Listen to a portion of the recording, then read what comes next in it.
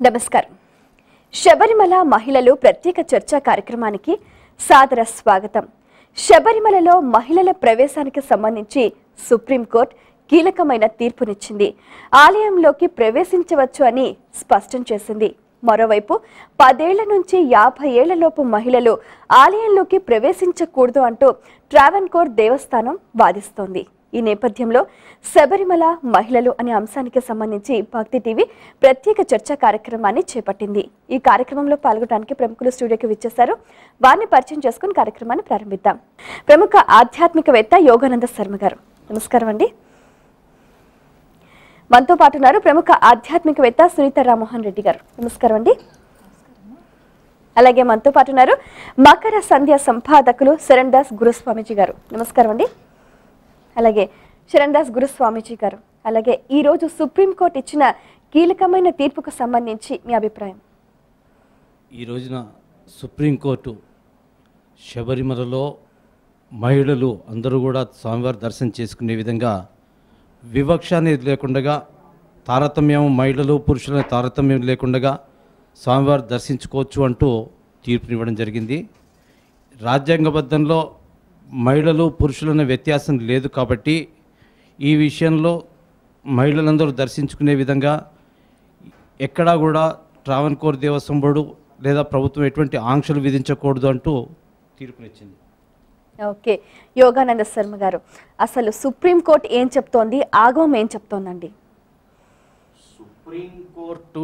Supreme court ఉన్నత న్యాయస్థానం ఏం చెప్పింది అనబడేటువంటిది ఇంకా కంప్లీట్గా ఆ జడ్జిమెంట్ కాపీ బయటికి రావాలి. ఆ సర్క్యులర్లో ఏ నియమ నిబంధనలతో పాటు ఈ యొక్క చట్టం అనబడేటువంటిది జడ్జిమెంట్ రూపంలో బయటకు వచ్చిందో అది ఇంకా సంపూర్ణంగా పరిశీలించవలసినటువంటి అవసరములు అయితే ఉన్నాయి. అయితే సర్వోన్నత న్యాయస్థానం అని దానికి పేరు. సర్వోన్నతం అంటే అన్నిటికన్నా ఉన్నతంగా ఉండబడినటువంటిది అని. కనుక కొంతమంది మనోభావాలు దెబ్బతింటున్నాయి కనుక వాళ్ళకి ప్రవేశం చేయాలి అని ఎలా అయితే నిర్ణయం చేశారో, బహుశా కొన్ని కోట్ల మంది మనోభావాలు కూడా దెబ్బతినకుండా ఇంకేవో ఒక నియమ నిబంధనలతో పాటుగా ఆ సర్క్యులరు రిలీజ్ అయ్యి ఉండటానికి అవకాశములు ఉంటాయి. అది కంప్లీట్గా పరిశీలన చేసిన తర్వాత కానీ మనం దాని గురించి చర్చ చేయడానికి అవకాశం లేదు. ఇంకొక విషయం ఏంటంటే, ఏ చట్టం అయితే ఇప్పుడు జడ్జిమెంట్ ఇచ్చిందో అదే చట్టంలో మన ఆగమంతో కూడుకున్నటువంటి విధి విధానాలు ఉన్నాయి. ఆర్టికల్ 26, ఆర్టికల్ 26B ఏం చెప్తున్నాయి? ఆహార్యపరమైన, శారీరకపరమైన, ఆరోగ్యపరమైన అంశములను దృష్టి యందుంచుకుని నియమ నిబంధనలకు వారి వారి యొక్క విశ్వాసములకు అనుగుణంగా దేవాలయాలు ధర్మబద్ధమైనటువంటి నిర్ణయములు తీసుకునేటువంటి స్వతంత్ర ప్రతిపత్తి వారికి ఉండాలి అనబడేటువంటిది ఆర్టికల్ 26, ఆర్టికల్ 26B చక్కగా ఉటంకిస్తున్నాయి. వాటిని పరిగణలోకి తీసుకోకుండా సర్వోన్నత న్యాయస్థానం అయితే తీర్పు ఇవ్వకపోయి ఉండవచ్చు.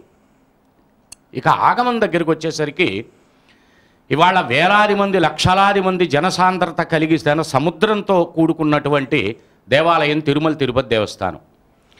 అలాగే రేపు దసరాలు రాబోతున్నాయి. దేవీ శరన్నవరాత్రి ఉత్సవాల్లో లక్షలాది మంది తండోపతండాలుగా దర్శించుకునేటువంటివి అమ్మ దేవాలయాలు. తదుపరి వస్తున్నటువంటిది కార్తీక మాసం. శైవ సంబంధమైనటువంటి దేవాలయాలన్నీ కూడా జన కిటకిటలాడుతూ ఉండేవి. ఇన్ని దేవాలయాలే కాకుండా ఇంకా అనేకమైనటువంటి వేలాది దేవాలయాలు ఇవాళ మనం కలిగి ఉన్నాం భారతదేశ వ్యాప్తంగా, ప్రపంచవ్యాప్తంగా కూడా. ఇన్ని దేవాలయాలలోనూ ఎక్కడైనా ఒక నియమం అనబడేటువంటిది పర్టిక్యులర్గా ఈ మతానికి కానీ, ఈ కులానికి కానీ, ఈ గుణానికి కానీ, ఈ వయసుకు కానీ నియమ నిబంధనలు అంటూ ఏ దేవాలయ ప్రాంతంలో అయినా ఉన్నాయా? ఎక్కడా లేవు. మరి ఒక్క దేవాలయమైనటువంటి ఆ యొక్క శబరిమలలో ఉండటానికి గల కారణం ఏమిటి? మన దేవాలయాలలో అధిక శాతం ఆగమానికి, స్మార్తానికి అనుసంధానం కాబడి ఉంటే అక్కడ పర్టిక్యులర్గా ఆ దేవాలయం కొంత తాంత్రిక సంబంధమైనటువంటి సంపూర్ణ ఆగమంతో కూడుకుని ఉన్నటువంటి స్థానం. వాటికి కొన్ని నియమాలు ఉంటాయి, కొన్ని నిబంధనలు ఉంటాయి. మన గృహంలో మన పిల్లలకి మన నియమాలు పెట్టట్లేదా? ఇన్ని గంటలకి లే, ఇన్ని గంటలకి పలుకో, బయటికి వెళ్తే ఈ డ్రెస్ చేసుకో, కూర్చుంటే ఈ డ్రెస్ చేసుకో, పెద్దలతో దర్శించేటప్పుడు ఈ వస్త్రధారణ చేయి, ఈ రకమైనటువంటి నియమ నిబంధనలు ఇవాళ ఉండి రేపుపోయే అశాశ్వతమైనటువంటి ఈ శరీరాలకే ఇన్ని నియమ నిబంధనలు పెడితే యుగ యుగాల నుండి తరతరాల నుండి మన పూర్వీకుల నుండి తాత ముత్తాతల నుంచి నడపబడుతున్నటువంటి శాస్త్రహిత ఆగమహిత సంబంధమైనటువంటి ఇటువంటి నియమాలను మనం ఎందుకు ఉల్లంఘించాలి? ఫస్ట్ మనం వేసుకోవాల్సిన క్వశ్చన్. కొన్ని వర్గములు అన్ని రానివ్వు, కొన్ని వర్గములు రాణించినా మనకు అవకాశాన్ని ఇవ్వవు. అన్ని వర్గములను రాణించేటువంటి ఏకైక సాంప్రదాయం ఒకటి ఇక్కడ నడుస్తున్నది. ప్రతిదానికి వేలు పెట్టి ఇబ్బంది పడవలసినటువంటి అవసరములు మనకున్నాయా? శారీరక పరంగా కావచ్చు, నిర్మాణ పరంగా కావచ్చు, బుద్ధి గుణపరంగా కావచ్చు, కారణాలు అనేకం ఉంటాయి. ఒక నియమం అనబడేటువంటిది మీరో నేనో పెట్టింది కాదు, పోనీ ట్రావెన్కోర్ గవర్నమెంట్ పెట్టింది కాదు, ఆ దేవాలయంలో ఇప్పుడున్న వాళ్ళు పెట్టింది కాదు.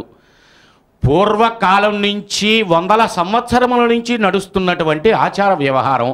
దాన్ని మనం ఎందుకు ఉల్లంఘించాలి అన్న క్వశ్చన్ మొట్టమొదటగా మన అంతరాత్మను వేసుకోవాలి. ఓకే, విఎస్ఆర్ మూర్తి గారు, మరి సుప్రీంకోర్టు ఈ రోజు ఇచ్చిన తీర్పు సరి అయినదే అంటారంటే మహిళలు ఆలయంలోకి ప్రవేశించవచ్చు అని అనుమతినిచ్చింది. దీన్ని మీరు ఏ విధంగా సమర్థిస్తారు?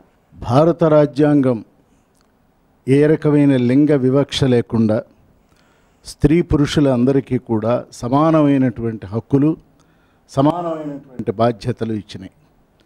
అయితే ఇవాళ ప్రత్యేకంగా ఒక విప్లవాత్మకమైనటువంటి విలక్షణమైనటువంటి తీర్పు వచ్చింది.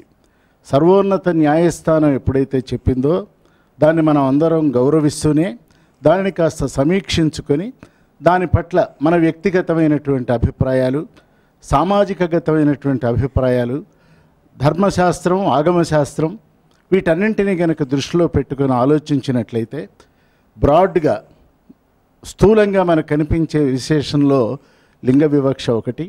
497 అనేటువంటిది కాలం చెల్లిపోయినటువంటి విషయమని, కాబట్టి ఇవాళ మారుతున్నటువంటి సామాజికమైనటువంటి పరిస్థితులకు అనుగుణంగా మహిళలు ప్రవేశించవచ్చును అని సర్వోన్నత న్యాయస్థానం ఒక తీర్పు ఇచ్చింది. అయితే ఇక్కడ రెండు విషయాలు ఉన్నాయి. జనరల్గా ఆలోచన చేయాలా, స్పెసిఫిక్గా ఆలోచన చేయాలా? జనరల్గా ఆలోచించినప్పుడు మనందరం రాజ్యాంగానికి లోబడే జీవించాలి ఈ దేశంలో. స్పెసిఫిక్గా అనగానే పర్టిక్యులర్గా ఒక శబరిమలై అనేటువంటి సంస్థానం దాని గురించి ఆలోచించినట్లయితే అది శాక్తేయమైన తాంత్రికగతమైన ఆగమశాస్త్రానికి సంబంధించినటువంటి ఒక ప్రత్యేకమైనటువంటి ఆలయం. అది ఈ తాంత్రికమైనటువంటి ఆలోచనలు ఉన్నప్పుడు నియమ నిబంధనలు చాలా కఠినంగా ఉంటాయి. స్మార్తంలో చాలా సునాయాసంగా, అంటే స్వేచ్ఛ ఎక్కువ ఉంటుంది పూజాధికారులలో కానీ, వేషభాషలలో కానీ, మిగతా వాటిలలో. కానీ శాక్తేయంలో అట్లా ఉండదు. ఎందుకనంటే అది మంత్ర పరిపూతమైనటువంటి భావన. ఆ మంత్రాలకు బీజాక్షరాలు ఉంటాయి, బీజాక్షరాల వెనక అధిష్టాన దేవతలు ఉంటారు. ఇన్నింటిని ఆలోచించి కొన్ని నియమాలు పెట్టుకున్నారు. అయితే శబరిమల ఆలయం వేల సంవత్సరాలుగా వేసుకున్నటువంటి నిబంధన కాదు ఇది. ట్రావెన్కోర్ సంస్థానం ఎప్పుడైతే నిర్ణయం తీసుకుందో హైకోర్టు దాన్ని సమర్థించింది. ఆ సమర్థించిన దానిని అట్లా వద్దు అని ఇవాళ సుప్రీంకోర్టు చెప్పింది.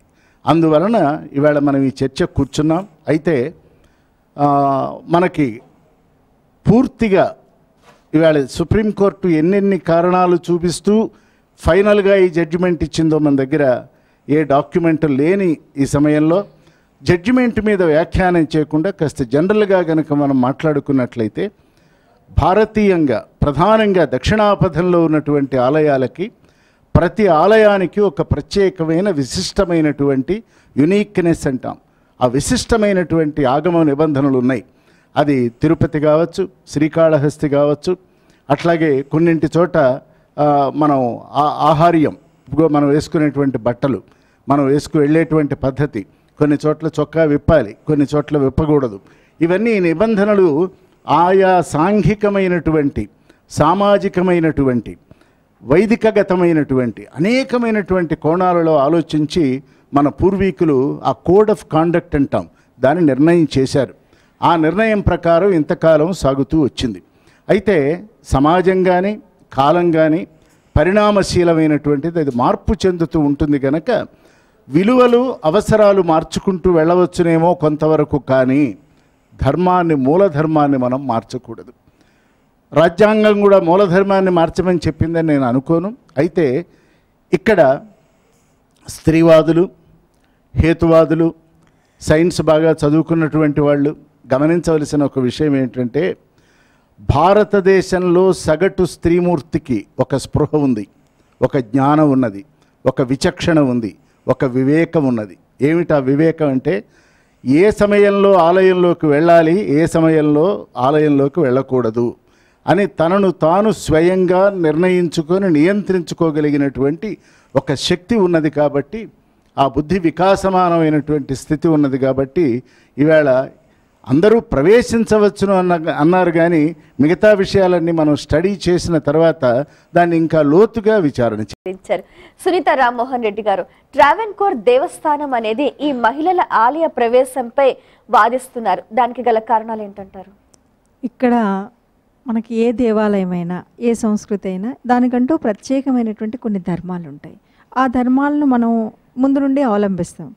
ఇప్పుడు ఇందాక వారు చెప్పారు, మనం అట్లాగే విజయవాడ దేవాలయం అనగానే నవరాత్రులు వస్తున్నాయి.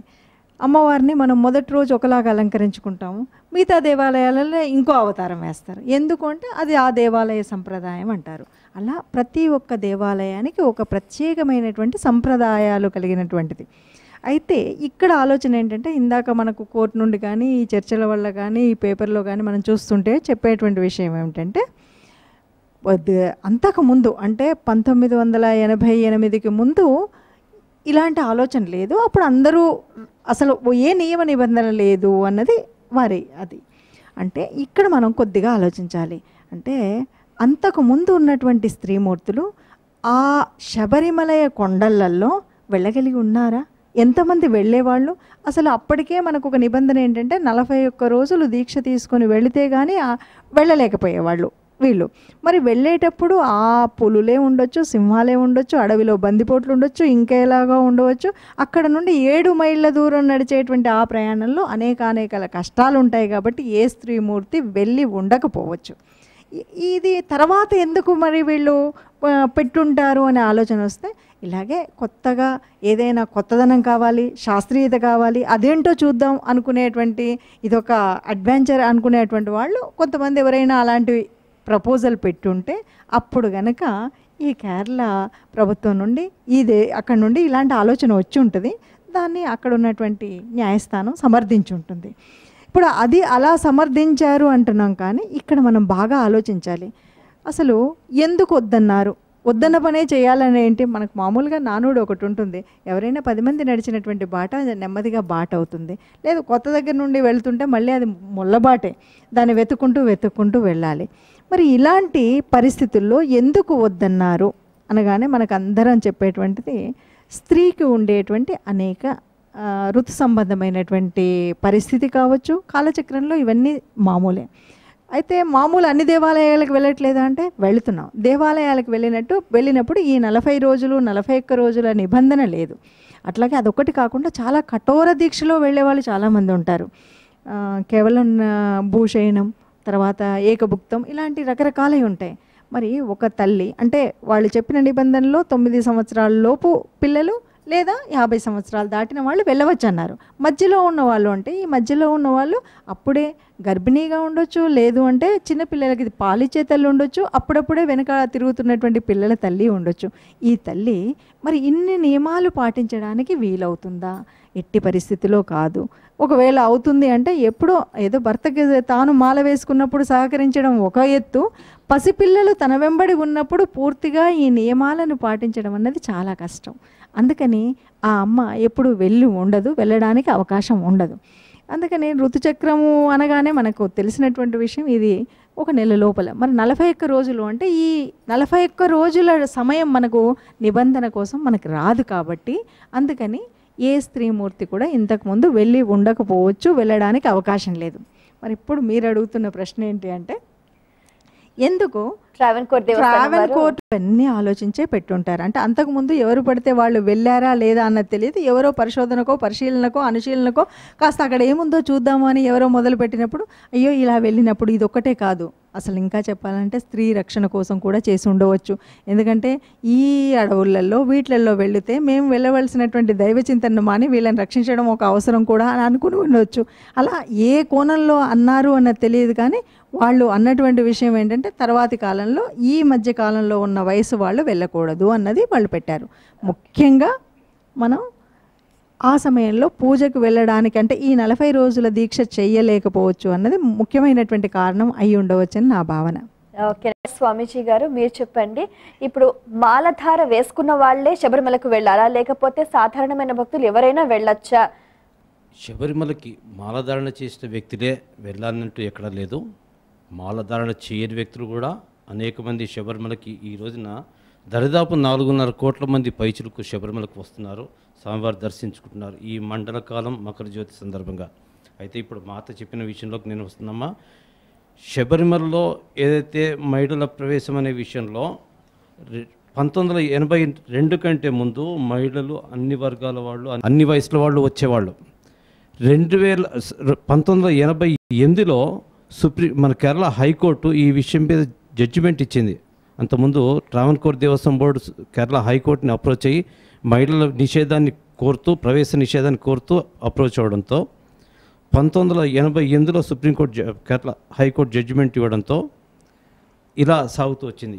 ఈ రోజున జడ్జిమెంట్ ఇవ్వడం జరిగింది. ఈ విషయంలో 2006లో కేరళలో ఉన్నటువంటి లాయర్స్ అసోసియేషన్ వారు సుప్రీంకోర్టును అప్రోచ్ అయ్యి అప్పటి నుంచి 12 సంవత్సరాల కాలయాపన తర్వాత ఈ రోజున ఈ యొక్క తీర్పు ఇవ్వడం జరిగింది. చక్కగా తెలియజేశారు. ఇక్కడ మనం ఒక కొనసాగింపు ఏంటంటే అంటే మనం మహిళలు అలా వెళ్ళకూడదు అన్నటువంటి దాంట్లో ఒక ఆలోచించి ఉండవచ్చేమో అని నా భావన అండి. ఎందుకంటే అంతకుముందు అందరూ వెళ్ళారు అన్నారు, ఇప్పుడు కూడా వెళ్ళొచ్చేమో, కానీ మన వరకే మనకున్నటువంటి ఒక హైందవ సంప్రదాయంలో మనం ఒక పూజ చేసుకోవాలన్నా, లేదు ఒక స్వామి దగ్గరికి వెళ్ళాలి అన్నా, లేదు ఆజన్మ బ్రహ్మచారిగా మనం కొలిచేటువంటి ఆ స్వామి దగ్గరికి ముఖ్యంగా శబరిమలైకి వెళ్ళాలి అన్నప్పుడు మనకు ఒక ఆలోచన ఉంటుంది. దీంట్లో అంటే నేను పొద్దున విన్నటువంటి ఒక వాదనలో కూడా నాకు కనిపించినటువంటి విషయం ఏంటంటే స్త్రీలందరూ కూడా అమ్మ మీరు అంటున్నారు స్త్రీలు వెళ్ళొచ్చు అని, ఇవాళ రేపు అందరికీ కూడా చాలా చిన్న వయసులోనే యుట్రస్లు అవి తీసేస్తున్నారు, మరి వాళ్ళకెందుకు ఆ వయస్సు నియమం పెట్టాలి అని.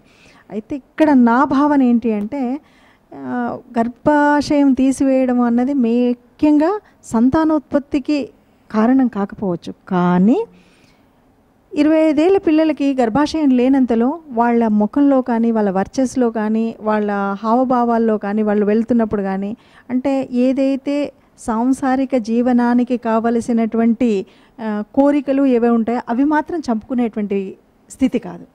ఈ మండలము అన్నప్పుడు ఇందాక గురువుగారు ఒక మాట అన్నారు, మండలము అనగానే మండలము అంటే ముఖ్యంగా 40 రోజులు.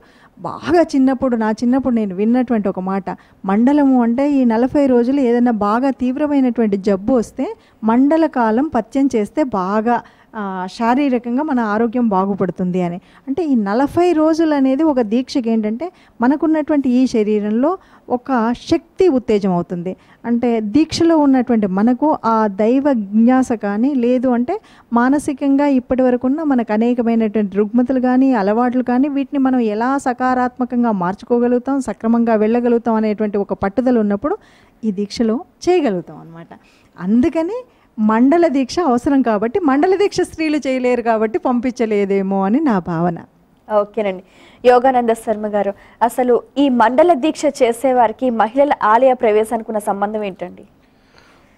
ఇప్పుడు అమ్మగారు చెప్పినట్టుగా మండలం గనక ప్రయత్నం చేస్తే అని అది ఆయుర్వేదంలో ఉన్నటువంటి వైద్య సూక్తి. మండలం వర్ధనం గుణవర్ధనం అని. మండలం రోజులు 44 రోజులు అనబడేటువంటిది సంఖ్య. తరువాత దాన్ని 41 అని కూడా శాస్త్రకారులు కొంతమంది పెద్దలు ఆచరించినటువంటి వారు పేర్కోవటం జరిగింది. ఏదైనా సరే 40 రోజులు అనుకుందాం టోటల్గా. ఈ 40 రోజులు అనబడేటువంటిది ఒక నియమం. ఇవాళ వాళ్ళ యొక్క అనుకూలత సమయాభావములను కాల పరిస్థితులను శారీరక పరిస్థితులను దృష్టిలో పెట్టుకొని 44 రోజుల దీక్ష కాస్త 21 రోజుకు వచ్చింది, 11 రోజులకు వచ్చింది, 3 రోజులకు వచ్చింది, ఇన్స్టెంట్ మాలకి వచ్చింది. తప్పు జరగని ప్రదేశాలు లేవు, మంచి జరగని ప్రదేశాలు లేవు. వెళ్తున్నటువంటి కోటాను కోట్ల మంది భక్తుల్లో స్వార్థంతో వెళ్తున్న వాళ్ళు, కొన్ని జిజ్ఞాసలతో వెళ్తున్న వాళ్ళు, కొన్ని ఇబ్బందుల నుంచి గట్టెక్కుస్తాడేమో భగవంతుడన్న ఆశతో వెళ్తున్నవాడు. అసలు ఆశ లేకుండా మనం భగవంతుడికి దండమే పెట్టాం, కనీసం ప్రసాదం కోసమన్నా గుడిపోతాం. అట్లీస్ట్ కోరిక లేనప్పుడు భగవంతుడితో సంబంధం ఏముంది అనబడేటువంటి మీమాంస ప్రతి ఒక్క వ్యక్తిలోనూ అంతర్లీనంగా ఉంటుంది. అందుకే మనకు సంకల్పంలో 1,00,000 చెప్పుకుంటాం, కొట్టేది ఒక్క కొబ్బరికాయ. ఈ మండలం రోజుల దీక్ష అనబడేటువంటిది దేనికి అంటే అంతర్గతంగా ఉన్నటువంటి అరిషడ్ వర్గములను అదుపులో పెట్టుకోవటానికి, మనోవికాసాన్ని పెంపొందింపజేసుకోవటానికి, సామాజిక భౌగోళిక పరిస్థితులు అన్ని ప్రాంతములో యాత్రా రూపంగా తిరుగుతూ తెలుసుకుండేటువంటి వాతావరణానికి, శారీరక రుగ్మతలు పరిహరింపబడడానికి కొన్ని ప్రాంతాలు ఇవాళ మనం వింటూ ఉంటాం. కొన్ని ప్రాంతాలకు వెళ్తే రోగాలు వస్తాయి, కొన్ని ప్రాంతాలకు వెళ్తే తగ్గుతాయి. కారణం ఏమిటి అంటే అక్కడ ఉన్నటువంటి గాలి కావచ్చు, తేమ కావచ్చు, పరిస్థితులు కావచ్చు. ఏ నది లేని హైదరాబాదులో ఎండాకాలంలో చల్లటి గాలులు వస్తాయి. చక్కగా నది మధ్యలో నుంచి ప్రవహిస్తున్న గుంటూరు, విజయవాడ లాంటి పరిసర ప్రాంతములకు వెళ్తే విపరీతమైనటువంటి ఉక్కపోతతో ఇబ్బంది పడే పరిస్థితులు వస్తాయి. మరి అక్కడ అంత నీటి వసతి ఉండి అక్కడెందుకు ఇబ్బంది, ఇక్కడ ఏ నీటి వసతి లేకుండా ఇక్కడెందుకు? భౌగోళికమైనటువంటి పరిస్థితులు. అలాగా ప్రాంతీయ పరిస్థితులు, ఆచార వ్యవహారాలు అన్నీ తెలుసుకుంటూ తనని తాను ఉద్ధరించుకొనుట కొరకు ఏర్పాటు చేయబడినటువంటి నియమాలలో మొట్టమొదటిది త్రయాన్నిక దీక్ష, లేకపోతే పాంచాహ్నిక దీక్ష, లేకపోతే ఇత్యాదులు మాండలిక దీక్ష, మండల దీక్ష. ఈ మండలం రోజులు ఒక నియమితమైనటువంటి ఆహారం తీసుకుంటూ, ఒక నియమితమైనటువంటి బ్రహ్మచర్యాన్ని పాటిస్తూ, నియమితమైన భాషని ఉపయోగిస్తూ ఉన్నందువల్ల ఆ వాగ్దోషములు, కాయక దోషములు, మానసిక దోషములు పరిహరింపబడి తనని తాను ఉద్ధరించుకోవటం కొరకు ఆగమశాస్త్రంలో ఏర్పాటు చేయబడినటువంటి సిస్టమ్ ఇది. వీటిని ఇవాళ మనకు అనుగుణంగా మార్చుకుంటూ 11 రోజులు, 3 రోజులు, 1 గంట కూడా చేస్తున్నటువంటి పరిస్థితి. గత కాలంలో మాలధారణ లేకుండా శబరిమల మెట్లు ఎక్కే అధికారం ఎవరికి లేదు, ఎవరు వెళ్ళి ఎరగరు. రీసెంట్గా ఈ అనేక కారణముల వల్ల ఈ రోజున ప్రారంభం అవటం జరిగింది. ఇరుముడి కూడా అక్కడికి వెళ్ళి కట్టుకొని అక్కడి నుంచి మోసుకుంటూ వెళ్తున్న సిస్టమ్ వచ్చింది. ఇరుముడిలో అనేక రకములైనటువంటి తాదాత్మ్య భావనలు దాగి ఉన్నాయి. ఇన్ని సిస్టమ్స్తో రూపొందించబడినటువంటిది అక్కడ ఈ మండల దీక్ష కావచ్చు, స్వామి దర్శనం కావచ్చు. అలాగే మనం కూడా ఇందాక పెద్దలు వారు చెప్పారు, శాక్తేయ సంబంధమైన, తాంత్రిక సంబంధమైన అటువంటి అక్షర సత్యంగా నిర్వహించబడుతున్నటువంటి వాక్యం అది. అక్కడ అసలు తాంత్రికం లేనటువంటిది ఏమీ లేదు. అమ్మవారి దగ్గర లేదా తాంత్రికం? మన దగ్గర లేవా తాంత్రిక సంబంధమైనటువంటి జపతపానుష్ఠానాలు? వారాహి తాంత్రికం కాదా? ప్రత్యంగర తాంత్రికం కాదా? దశమహావిద్యలు తాంత్రికం కాదా? మంత్రంలో తాంత్రికత లేదా? కానీ అక్కడ ఉన్న తాంత్రికతకి మన ఆగమ శాస్త్రపు మంత్రభాగంలో మనం నిత్యం అనుష్ఠానం చేసే తాంత్రికానికి చాలా వ్యత్యాసం ఉంది. అక్కడ పిల్లులతోటి అంత ట్రైబల్ ఏరియా, కొండల మధ్య ప్రాంతం, అటవీ ప్రాంతంలో ఆచరించేటువంటి తాంత్రికములు వేరు. కొద్దిగా మడి ఆచార వ్యవహారాల్లో కానీ, నివేదన, అనుష్ఠానం, తపస్సు, శారీరక పవిత్రత పాటించే విషయాల్లో కానీ కొన్ని నియమ నిబంధనలు సడలింపబడతాయి. ఆ తాంత్రికతతో పాటుగా అక్కడ అనుష్ఠానపరమైనటువంటి తాంత్రికత ఉన్నది తప్ప ఆచారపరమైనటువంటి తాంత్రికత శబరిమలలో కూడా లేదు. మనం చేస్తున్నటువంటి పూజా విధానంలో ఇప్పుడు తిరుమల తిరుపతి దేవస్థానం వైష్ణవ సాంప్రదాయం పాంచరాత్రాగము అంటాం. అక్కడ అది సపరేట్ కాదా? శాక్తేయ, గాణాపత్య, శౌర విధానాలలో చేస్తున్నటువంటి పూజాకల్పములు వేరు కాదా? అలాగా ఈ రెండిటికి ఇంకో కొద్దిగా భిన్నంగా ముద్రాయుక్తంగా మనకి గాయత్రిలో 24 ముద్రలు లేవా? వేదం చెప్పట్లేదా? 24 ముద్రావై గాయత్ర్యా సుప్రతిష్ఠిత ఇతి ముద్రాణ జానాతి గాయత్రి నిష్ఫలం లభేత్ అని 24 ముద్రలు లేకుండా గాయత్రి చేస్తే నిష్ప్రయోజనం అని చెప్పేసి మనం వేద భాగం చెప్పటం లేదా? సంధ్యావందన కల్పన చెప్పటం లేదా? అలాగే ముద్రాసహితంగా అక్కడ చేస్తూ ఉంటారు. దాన్ని తెలియక మనం అదేదో ఒక ట్రిక్ అని, లేకపోతే ఒక మ్యాజిక్ అని, ఒక పెద్ద భయంకరమైన తాంత్రికమని, అందుకని ఈ నియమాలు పెట్టారు అంటారు. అవి కాదు. ఇందాక అమ్మగారు చెప్పినట్లుగా అక్కడ పెట్టబడినటువంటి కలాపములలో ప్రధానమైనటువంటిది ఏమిటి అంటే స్త్రీకి కొన్ని నియమ నిబద్ధతలు శాస్త్రం ఏర్పాటు చేసింది. అలాగే పురుషుడికి కొంత సరళీకృతమైనటువంటి విధి విధానాలు ఏర్పాటు చేసింది. శారీరకపరమైన ఇవాళ ఇంట్లో ఉన్నటువంటి పసి కోనల దగ్గర నుంచి వయోవృద్ధుల వరకే రక్షణ కరువు పట్ల రేపొద్దున సామూహిక న్యాయం అంటూ సామాజిక న్యాయం అంటూ ప్రతి ఒక్క వయసు ఉన్నటువంటి వాళ్ళు ఆ మెట్లెక్కటం మొదలు పెడితే పుణ్యం మాట తట్టిపెట్టి ఎన్ని గందరగోళములు సామాజిక రుగ్మతలు ఏర్పడేటువంటి అవకాశములు ఉంటాయి. తప్పు ఎక్కడి నుంచైనా జరగటానికి అవకాశం ఉంటుంది. ఆ మనోనిబ్బరత మనిషి కోల్పోతాడు కనుకనేగా 40 రోజులు దీక్ష చేస్తోంది. వ్యసనముల నుంచి ఒడ్డున పడటానికేగా 40 రోజులు దీక్ష చేస్తోంది. కేవలం ఆధ్యాత్మిక చింతన కోసం లేకపోతే మోక్ష మార్గం కోసం 40 రోజులు మాలేసుకొని కఠిన దీక్షలు చేస్తున్నారా? చేస్తున్న వాళ్ళు గుండెల మీద చేసుకుని ఎంతమంది చేస్తున్నారు? ఒక్కసారి మన అంతరాత్మని మనం ప్రశ్నించుకుందాం. మన మనస్సు నిలకడ చేసుకోవటం కోసం దీక్ష చేస్తున్నాం. ఏ దీక్ష అయినా కావచ్చు, అది దుర్గమాల కావచ్చు, శివమాల కావచ్చు, ఇంకా ఇతరత్ర ఏ మాలల రూపంగా చూసినా, ఏ పూజా పునస్కారాల రూపంగా చూసినా ప్రధానమైనటువంటి సంకల్పం ఏమిటి అంటే మనలో ఉన్నటువంటి వ్యసనములు, బాహ్యగతమైన అంతర్గతమైన అలవాట్లకి ఉన్నటువంటివి నివారించుకోవటానికి అంత మానసిక పరిపక్వత లేదు కనుక ఒక దీక్షా రూపంతో, భగవంతుడి రూపంతో, భక్తి రూపంతోనైనా వాటికి దూరంగా జరగాలి అన్న కాన్సెప్ట్తో ఏర్పాటు చేశారు. అంటే దాని అర్థం ఏమిటి? మన మనస్సు అంత చంచలంగా ఉన్నది, వాటిని పాటించలేము అన్న విషయం వలనేగా మనం ఈ దీక్ష అనబడేటువంటి రూపంతో మానుకోవడానికి ప్రయత్నం చేస్తున్నది. అంత చంచలమైనటువంటి మనస్సు స్థింధాతో యువతిముశ్రీకరణే యువతి పితరం భ్రాతరం పితరం సుతం యోని ద్రవతి నారీణాం స్త్రీ ఇత్యభిధీయత అని వ్యాకరణాలు చెప్తున్నాయి, శాస్త్రాలు ఘోషిస్తున్నాయి. వాటి అంతరార్థాల్లోకి మనం వెళ్ళవలసిన సమయం ఇది కాదు. కనుక ఆ రకమైనటువంటి రూపగుణ భావ విశ్లేషణ వల్ల మనస్సులు ఇబ్బంది పడే అవకాశం ఉంటుంది, దీక్ష విఘ్నం జరిగే అవకాశం ఉంటుంది. ఇదే అసలు ఆ నియమంలో దాగి ఉన్న పచ్చి నిజం. అవసరమా మనకి? మన సాంప్రదాయాలకి భిన్నంగా మనం నడవాలా? మన ఆచార వ్యవహారాలకి భిన్నంగా మనం నడవాలా? మన తాతగారు ఏం చేశారు, ముత్తాతగారు ఏం చేశారు, వాళ్ళు తగ్గినం ఎప్పుడు పెట్టారు, వీళ్ళు భోజనం ఎప్పుడు పెట్టారు అని ఆచరించట్లేదా మనం ఈ రోజుకి? పోయిన వాళ్ళకి కర్మభాగాలు మనం చూసామా? వాళ్ళు ఏ గతులు వస్తున్నాయో? జరుగుతున్నది పితృపక్షాలు. అందరూ దేనికి చేస్తున్నారు? మా నాన్నగారు ఆచరించారు, మా తాతగారు ఆచరించారు, మా ముత్తాతగారు ఆచరించారు, మా వంశంలో మూల పురుషులు ఆచరించారు. అవన్నీ ఆచార వ్యవహారాలు కాదా? ఆ ఆచార వ్యవహారాల్లో పెట్టబడినటువంటి నియమాలు కాదా ఇవి? అవన్నీ ఆచరిస్తూ వీటిని ఉల్లంఘించాలా? ఉల్లంఘిస్తే ఏం జరుగుతుంది? ప్రకృతి విలయాలు వస్తాయి. ధర్మశాస్త్రానికి విరుద్ధంగా నడిచినప్పుడు పతనం అనబడేటువంటిది ప్రతి వ్యక్తికి సంభవిస్తుంది. అలా సంభవించకుండా ఉండటానికి ఏర్పాటు చేయబడినటువంటివి ఈ నియమాలు, నిష్టలు. సహృదయంతో అర్థం చేసుకోండి. ఆచారాల వ్యవహారాలకి తిలోదకాలు ఇవ్వకండి, చక్కగా ఆచరించండి, 10గురికి మార్గదర్శకాలు అవ్వండి. ఓకేనండి. అలాగే యోగానంద శర్మ గారు చెప్పారు మన ఆచారాలు సంప్రదాయాలు పరిరక్షించుకోవాలని.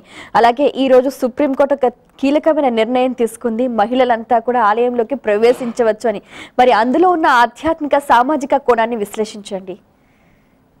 దీనిలో శర్మ గారి భావావేశాన్ని అర్థం చేసుకుంటూనే ఇవాళ మన ఆచారాలు, వ్యవహారాలు, మన ధర్మనిష్టలు, కర్మనిష్టలు సగటు భారతీయ స్త్రీ తన పూజా మందిరంలో నెరవేరుస్తూనే ఉన్నది.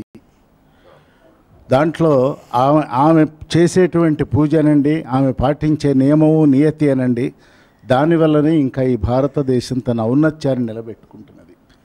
అయితే ఈవేళ సందర్భవశాత్ ఈ జడ్జిమెంట్ అనేది ఒకటి వచ్చింది కనుక, జడ్జిమెంట్ భాగాలు మనకు తెలియదు కనుక దాని జోలికి నేను ఎక్కువ వెళ్లకుండా కేవలం ఆచారానికి మాత్రమే పరిమితమైనది కాదని ఆధ్యాత్మిక కోణాన్ని మీరు మంచి ప్రశ్న వేశారు.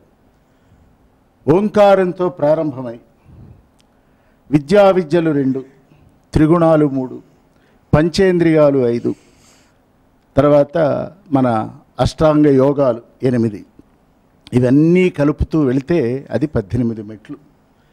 ఆ 18 మెట్లు దాటమని చెప్పటం కోసమే శబరిమల అనేటువంటి ఆ మకర జ్యోతిని దర్శనం చేయటం అంటే ఆత్మజ్యోతిని దర్శనం చేయటమే. అది స్త్రీయా పురుషుడా అన్నది లేదు. గార్గి, మైత్రేయి, అనసూయ, అరుంధతి, సీత ఇటువంటి స్త్రీమూర్తులంతా కూడా ఈ ఆగమాన్ని ఇన్ని పేర్లు పెట్టకుండా వాళ్ళు ఆచరించారు. ఈవేళ మనం అధ్యాత్మని గురించి ఉపన్యాసాలు ఇస్తున్నాం. మన ముందు తరాల వాళ్ళు ఆ ఉపన్యాసం ఇవ్వకుండా ఆచరించారు. అందువల్ల ధర్మం నిలబడింది అని చెప్తూ ఈ ఆధ్యాత్మిక కోణం ఏమిటంటే స్త్రీ కానివ్వండి, పురుషుడు కానివ్వండి, పురుషుడు కాస్త ప్రకృతిలో చొచ్చుకొని వెళ్ళగలిగిన శారీరకమైన బలం ఉన్నటువంటి వాడు.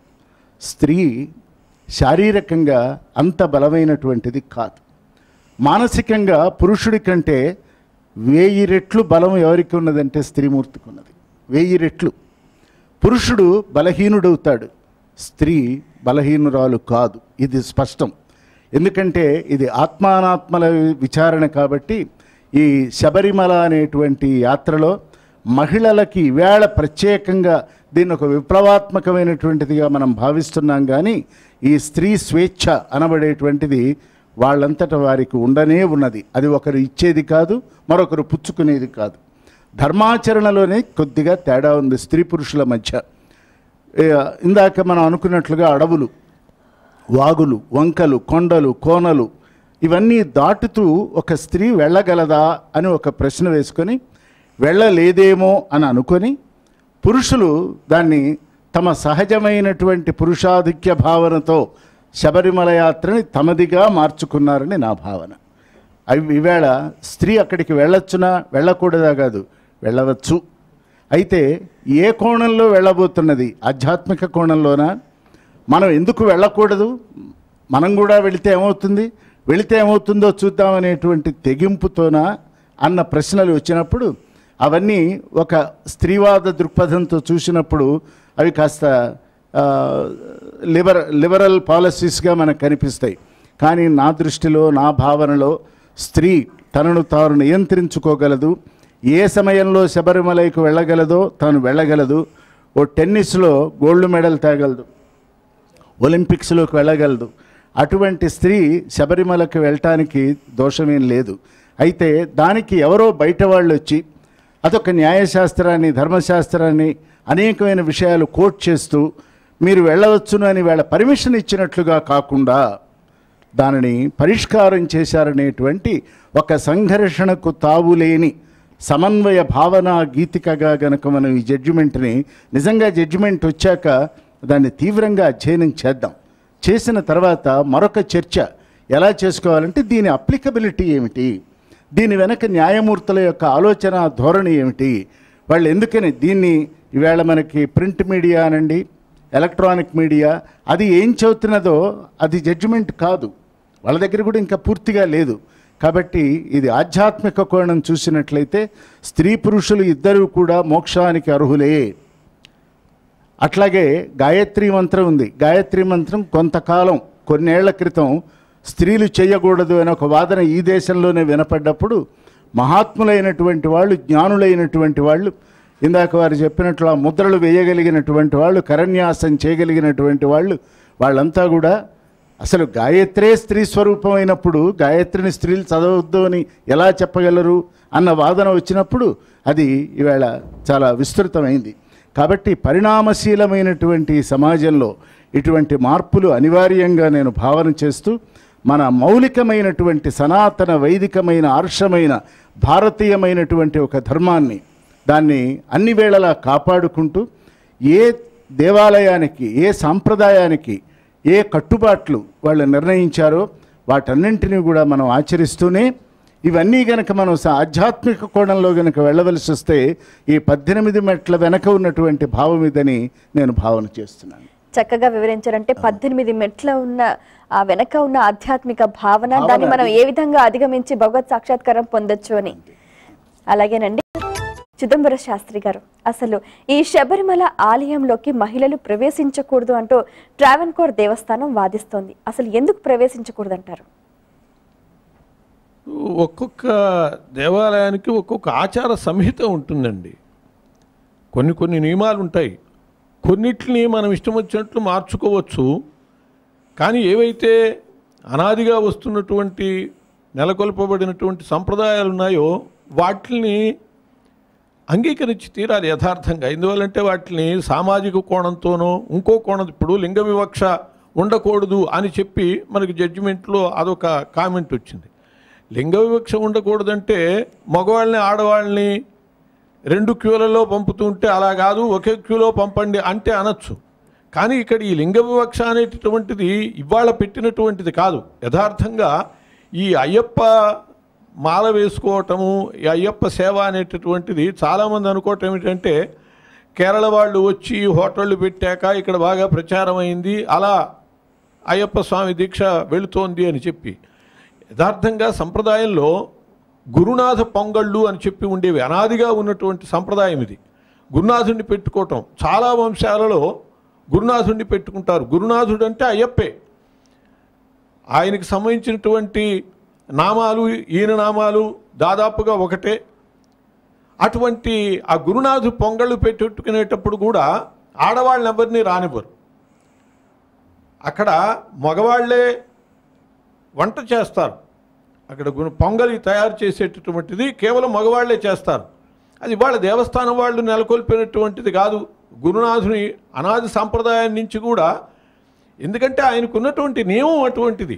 దాన్ని యథార్థం చెప్పాలంటే సామాజిక కోణంలోగా చూడవలసింది ఆధ్యాత్మిక కోణంలో చూడాలి. దేన్ని ఏ కోణంలో చూడాలో ఆ కోణంలో చూడాలి. సుప్రీంకోర్టు యొక్క నిర్ణయాన్ని మనం అంగీకరించి తీరాలి. ఎందుకంటే సర్వోచ్చ న్యాయాలయం కాబట్టి దాన్ని కాదనేటటువంటి పరిస్థితి ఉండదు. విచక్షణ చేస్తున్నాం కాబట్టి మనం ఆలోచించవలసింది ఏంటంటే ఒక్కొక్క దేవాలయానికి ఎందుకు ఈ నియమం పెట్టుంటారు అని అంటే ఆయనకు ఉండేటటువంటి ఆ బ్రహ్మచర్య నిష్ఠ అటువంటిది. అందుకోసమని 15 ఏళ్ల లోపు వాళ్ళకే అవకాశం ఇచ్చారు, 50 ఏళ్ల పై వాళ్ళకే అవకాశం ఇచ్చారు. ఎవరికైతే ఋతుదోషం ఉంటుందో వాళ్ళకి మాత్రమే ఇవ్వాల. అంటే ఒక్కొక్క దేవతకి ఒక్కొక్క నియమం చాలా ముఖ్యం. ఇప్పుడు ఆంజనేయ స్వామికి, నరసింహస్వామికి, వీళ్ళకి శౌచం చాలా ముఖ్యం మిగతా దేవతల కంటే. అట్లాగే అయ్యప్పకు కూడా ఈ స్త్రీ సంబంధమైనటువంటి ఋతుదోషం ఏదైతే ఉన్నదో అది ఏమాత్రమూ ఆ పరిసరాలకు సోకకూడదు. అందుకోసమని ఆ నియమాన్ని బట్టి ఇవాళ కూడా అదేమిటండి అని చెప్పి అనొచ్చు. ఇవాళ కూడా అదేమిటంటే ఇవాళ కూడా స్త్రీలు ఋతుదోషం పొందుతూనే ఉన్నారు, గర్భం వాళ్ళే ధరిస్తున్నారు. ఎంతకాలం అండి, ఎప్పుడు ఆడవాళ్ళైనా గర్భం ధరించేది, కొంతకాలం మగవాళ్ళు ధరించవచ్చు కదా అని అంటే ధరిస్తారా? కాబట్టి ఇది ప్రకృతి నియమం. ఈ ప్రకృతి నియమాన్ని మార్చగలిగినటువంటి వాళ్ళు లేరు. ఈ ప్రకృతి నియమానికి సంబంధించినటువంటి దాంట్లోనే ఆచార సంహిత ఆ దేవాలయానికి సంబంధించినటువంటి నియమం అది. ఆ నియమాన్ని యథార్థంగా మనం అందరం కూడా గౌరవించవలసినటువంటి అవసరం ఉన్నది. తీర్పు సామాజిక స్పృహతో చెప్పినా కూడా ఆధ్యాత్మిక కోణంతో భక్తులు దాన్ని పాటిస్తే దాన్ని నువ్వెందుకు పాటించావు, నువ్వెందుకు వెళ్ళలేదు అని 40 ఏళ్ళ ఆడవాళ్ళని ఎవరు అనరు. కాబట్టి ఇది సామాజికమైనటువంటి సమాలోచనతో, ఆధ్యాత్మిక సమాలోచనతో ప్రతి వ్యక్తి కూడా ఇది తగదు అని చెప్పారు అయ్యప్ప స్వామికి, ఇది పనికిరాదు అని. కాబట్టి మనం మానదాము అని చెప్పి ఎవరికి వాళ్ళు నిర్ణయం తీసుకోవాల్సినటువంటి అవసరం. ఎందుకంటే రాజా కాలస్య కారణం అన్నట్టుగా రాజు కొన్ని నియమాలు చేస్తాడు సమాజంలో, అట్లాగే న్యాయస్థానాలు కొన్ని నియమాలు చేస్తాయి. అవి ధర్మానికి కాస్తంత భిన్నంగా ఉన్నట్లు అనిపిస్తే మనము మన శాస్త్రాన్ని, ధర్మశాస్త్రాన్ని పాటించడానికి ఇబ్బంది ఏమీ లేదు, పాటించడం తప్పేమి కాదు. స్త్రీలు వెళ్ళకపోతే నేరమేం కాదు, వెళ్ళచ్చు అనేది కోర్టు చెప్పింది. కానీ వెళ్ళి తీరాలి, 40 ఏళ్ళ ఆడవాళ్ళు వెళ్ళి తీరాలి అయ్యప్ప గుడికి అని కాదు శాస్త్రం. అందువల్ల ఎవరికి వాళ్ళు ఆధ్యాత్మిక కోణంలో ఆలోచించుకుని, ఇక్కడ ఒక చిన్న విషయం చెప్పాలి. ఈ రజోదోషము అనేటటువంటిది అది చాలా యథార్థంగా పరిశోధనాత్మకంగా గుర్తింపబడ్డ విషయం. పసిపిల్ల ఎట్లాగో అయ్యప్ప స్వామి కూడా అలా భావన చేయబడ్డాడు. అక్కడ వెళ్ళకూడదు అని చెప్పి నియమం చేశారు. ఆ నియమాన్ని న్యాయశాస్త్రం, ఉచ్చ న్యాయాలయం ఒక విధంగా నిర్ణయం ఇచ్చింది.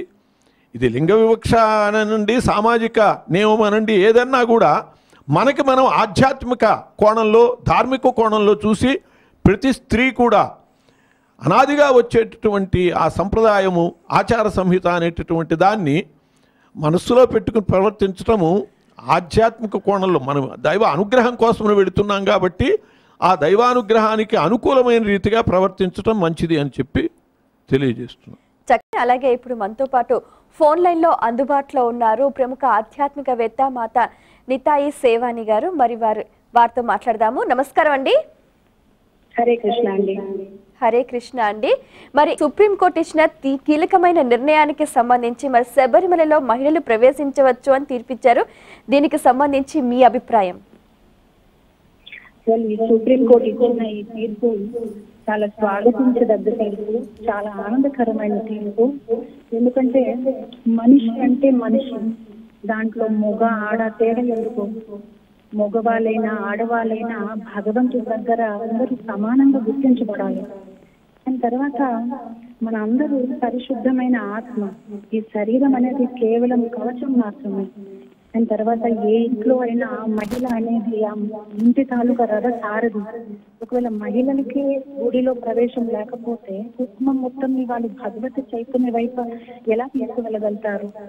దాని తర్వాత కొన్ని దేశకాల పరిస్థితులు అప్పటికి కొన్ని ఆచారాలు పెట్టి ఉండొచ్చేమో, కానీ అది కాల అనుగుణంగానే అది సంస్కృతిగా మారిపోయింది. కానీ ఏ అథెంటిక్ శాస్త్రంలో అయితే మహిళలు గుడికి వెళ్ళొద్దని ఎక్కడ రాయలేదు. ఎక్సెప్ట్ ఋతుదోషం ఉన్నప్పుడు మాత్రము సైంటిఫిక్ గా కూడా వాళ్ళ శరీరం నుంచి కొన్ని హీట్ ఎక్కువగా బయట వెళ్తుంది కనుక వాళ్ళకి ఆ టైంకి టెంపుల్కి వెళ్ళకూడదు తప్ప మామూలు సమయంలో ఏ లేడీస్ అయినా ఏ ఏజ్ గ్రూప్ అయినా వాళ్ళు తప్పకుండా టెంపుల్కి వెళ్ళవచ్చు. సో ఆ రోజుల్లో మేబీ కొన్ని పరిస్థితుల పట్ల ఆ అయ్యప్ప టెంపుల్లో, ఆ శబరిమల టెంపుల్లో వెళ్ళకూడదని అప్పుడు నిర్ణయించి ఉంటారు. కానీ ఏ శాస్త్రంలో అని ప్రామాణికమైన శాస్త్రాలు అయితే ఎక్కడ రాయలేదు లేడీస్ టెంపుల్ కి వెళ్ళకూడదు అని. సో నేను మాత్రం తప్పకుండా సుప్రీంకోర్టు ఇచ్చిన తీర్పుని స్వాగతిస్తున్నానండి. చాలా చక్కటి అభిప్రాయం తెలియజేశారనండి. భగవంతుడి దృష్టిలో అందరూ సమానమే, అందరూ ఆలయాలకి వెళ్ళవచ్చని, కానీ ఆ ఆలయ సంప్రదాయాన్ని కూడా దృష్టిలో పెట్టుకొని ముందుకు వెళ్ళాలని కూడా చాలా చక్కగా వివరించారు. అలాగే మనతో పాటు ఉన్నారు ప్రముఖ ఆధ్యాత్మికవేత్త సన్నిధానం లక్ష్మీ విశ్వనాథ్ గారు. మీరు చెప్పండి, మహిళలు ఆలయాలకి వెళ్ళకూడదు అని అంటూ ఉంటారు, వెళితే ఏమవుతుంది అని, దానికి సంబంధించి మీ అభిప్రాయం? మహిళలు ఆలయానికి వెళ్ళవచ్చు, కానీ ఎటువంటి ఆలయాలకి వెళ్ళవచ్చు అంటే ఇప్పుడు స్పెసిఫిక్గా చెప్పారు. ఇప్పుడు మనకి శబరిమలకి వెళ్ళొద్దు అని అనాదిగా వస్తున్నటువంటి ఆచారం. భారతదేశంలో సనాతన హిందూ ధర్మానికి పెద్ద పీట ఉంది. ఎందుకంటే ఇక్కడ వైశాల్యం పెద్దదనో లేకపోతే ప్రజలు ఎక్కువగా ఉన్నారనో కాదు పెద్దపీట వేయటం. మన హిందూ ధర్మానికి, సనాతన ధర్మానికి పెద్దపీట వేశారు. ఎందుకంటే మనం ఆచార వ్యవహారాలను బట్టే మన మనుగడ అన్నది సాగుతూ ఉంటుంది. అందుకని చెప్పి ఈ హరిహరసుతుడు మన శబరిమలకి ఎందుకు వెళ్ళకూడదు, హరిహరసుతుడి దగ్గరికి ఎందుకు వెళ్ళకూడదు అంటే అయ్యప్ప అయ్యప్ప అంటూ వెళ్తారు అని అక్కడ వెళ్ళటానికి ఎంతో ప్రయాసపడాల్సిన పరిస్థితి ఉంటుంది. అంటే కాలినడకని ఇవాళ మార్గాలు వచ్చాయి, ప్రయాణ మార్గాలు అన్నీ కూడా చాలా వచ్చాయి. కానీ నాటి రోజుల్లో అలా ఉండేది కాదు. ఇందాక గురువురేయులు వారు చెప్పినట్టుగా ఇప్పుడు కోర్టు ఇచ్చినటువంటి తీర్పును మనం శిరసావహించవలసిందే. కానీ నా దృష్టిలో మటుకు ఇప్పుడు అక్కడ పంపా నది ఉందండి. ఆ పంపా నదిలో ఇప్పుడు తారకాసుర వధ జరిగింది. ఎందుకు? కుమారస్వామి జన్మించాడు లోక కళ్యాణార్థమై తారకాసురుని వధించడానికని. అదేవిధంగా క్షీరసాగర మథనంలో మహిష అంటే మహిషాసుర మర్దని సోదరిని మహిషని అంతరించడానికి మాత్రమే ఈ హరిహరసుతుడు జన్మించటం జరిగింది లోక కళ్యాణార్థమయ్యే. అంటే క్షీరసాగర మదనం అప్పుడు శ్రీ మహావిష్ణువు స్త్రీ రూపం ధరించటము, శివుడు మోహించటము, ఆ తర్వాత ఇక్కడ మనకు అయ్యప్ప స్వామి జననం, ఇవన్నీ కూడా ఈ 18 మెట్లు ఉంటాయి. 18 మెట్లు కూడా మనం గమనిద్దాము. పంచేంద్రియాలు 5, జ్ఞానేంద్రియాలు 5, ఆ తర్వాత మనకి జ్ఞానము, ఆత్మజ్ఞానము, విద్య, ఇవన్నీ కూడా మొత్తం కలిసి వెరసి మనకి 18. అదేవిధ పురాణాలు కూడా ప్రతీక, 18 గుళ్ళు ప్రతీక. మనం ప్రతిదీ గమనిద్దాము. 1951లో కూడా అప్పటికి ఇంకా నేను కాదు మా పెద్దవాళ్ళు కూడా పుట్టారో లేదో, అప్పుడు కూడా ఒకసారి ఇలాగే చర్చ జరిగిందని విన్నాను. నేను సేకరించిన సమాచారాన్ని బట్టి అగ్ని ప్రమాదం జరిగిందట. అప్పుడు స్వామి గుడిలో మొత్తం అంతా అంటే ప్రాంగణమే కాదు లోపల అంతరాలయంతో సహా కూడా దగ్ధం అవటం జరిగింది అని చెప్పారు. ఇప్పుడు ఇంకొక కారణం కూడా, ఆ తర్వాత అప్పుడు మనకి ఈ విగ్రహాన్ని మన సువర్ణమూర్తిని ప్రతిష్ఠించడం జరిగింది. ఆ తర్వాత 18 మెట్లని కూడా అంటే ఒక్కొక్క మెట్టుకి ఒక్కొక్క కొబ్బరికాయ కొడతారు, 18 సంవత్సరాలు వెళ్తారనమాట. ఈ మెట్లు అన్నీ కూడా ఇదేవటంతో సువర్ణ మొత్తం అంతా కూడా సువర్ణంతో తామ్రంతో చేయటం అన్నది మెట్లు చేయటం జరిగింది అని చెప్పి చెప్తారు. కానీ ఇక్కడ ఇంకొకటి ఉంది కూడా, అక్కడ పంపా నది ఉందండి. ఆ పంపా నదిలో మనం గమనిస్తే పురాణాలు గమనించినా, పెద్దల్ని అడిగినా, చరిత్ర గమనించినా కూడా ఎక్కడా కూడా ఆడవాళ్ళు వెళ్ళి ఒక కార్యక్రమం చేశారని ఎక్కడన్నా ఉన్నదా? హరిహరుడు ఇందాక నేను చెప్పినట్టుగా అక్కడ ఆ మహిషిని వధించేటప్పుడు కొంతమంది మరణం జరుగుతుంది. వారందరికీ కూడా పితృ తర్పణాలని తర్పణాలను వదిలారు ఇక్కడ అని చెప్పి చెప్తారనమాట. అది తర్వాత శ్రీరామచంద్రమూర్తి దశరథుడికి కూడా ఇక్కడే పితృతర్పణం ఇచ్చారని కూడా చెప్తారు, ఈ పంపా నదిలోనే. అందుకనే మనం గమనిద్దాం, ప్రతి సంవత్సరం కూడా స్వామివారి యొక్క ఉత్స విగ్రహాన్ని తీసుకొస్తారు ఇక్కడికి. తీసుకొచ్చి ఆ పంపా నదిలో స్వామివారికి స్నానం చేయిస్తారు. ప్రతి సంవత్సరం కూడా జరిగేటటువంటి ఒక దేవస్థాన ఆచారం.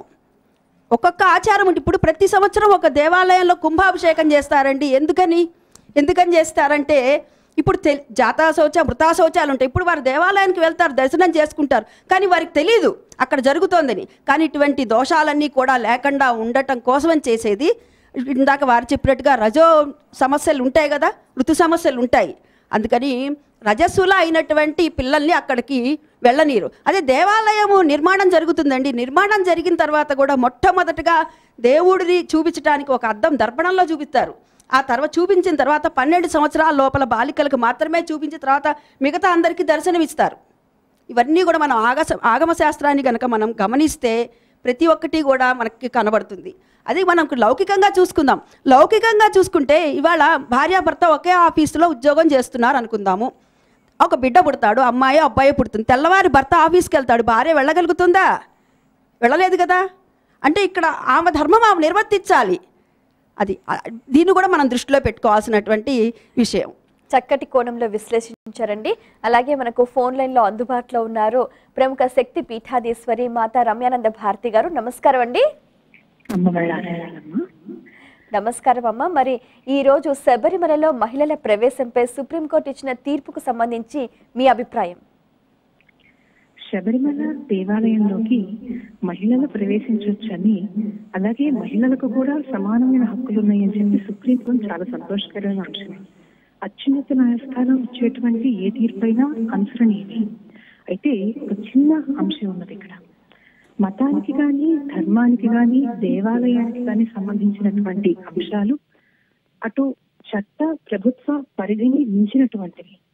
కొన్ని కోట్ల మంది ప్రజల మనోభావాలకు సంబంధించినటువంటి సున్నితమైన అంశాలు.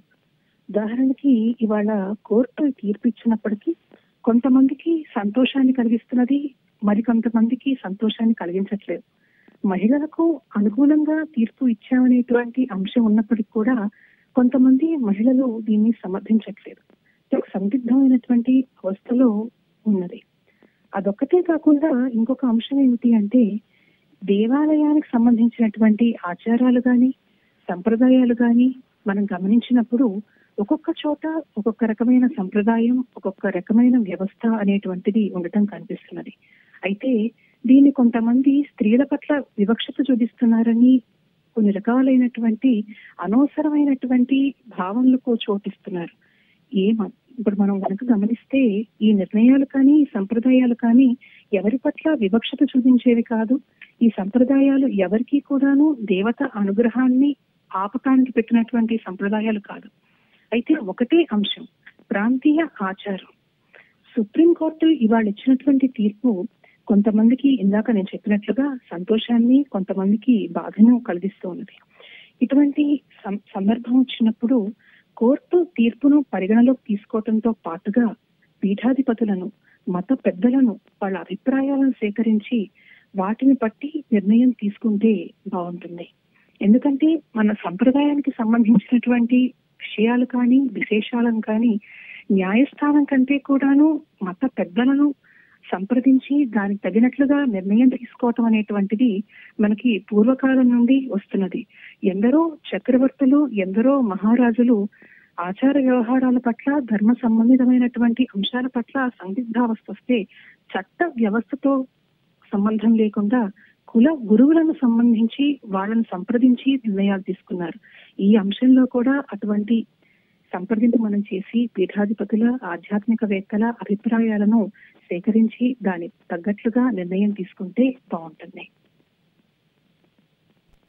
చాలా చక్కగా మీరు వివరించారనండి. అసలు సుప్రీంకోర్టు తీర్పు ఇచ్చింది, ఆ తీర్పు కూడా ఒక 10 మంది మఠాధిపతులు, పీఠాధిపతులు, ఆధ్యాత్మికవేత్తలు వారందరితో కూడా ఒక సమావేశం చేసుకుని ఇటువంటి కీలకమైన నిర్ణయాలు తీసుకుంటే బాగుంటుందని కూడా చాలా చక్కగా తెలియజేశారు. వారిచ్చిన తీర్పు కొందరికి ఆనందకరంగాను, మరికొందరికి బాధగా కూడా ఉన్నప్పటికీ సుప్రీంకోర్టు తీర్పును అందరూ కూడా స్వాగతిస్తున్నారు.